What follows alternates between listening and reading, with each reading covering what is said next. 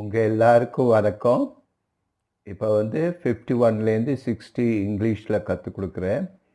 51 51, 52 52, 53 53, 54 54, 55 55, 56 56, 57 57, 58 58, 59 59, 60 60. எல்லாரும் என்னோடய சேர்ந்து சொல்லுங்கள் இங்கிலீஷில். 51 52 53 54 55 56 57 58 59 60. 51 52 53 அப்படின்னு திரும்ப சொல்லி நல்லா சீக்கிரம் கற்றுக்கோங்க. ஓகே.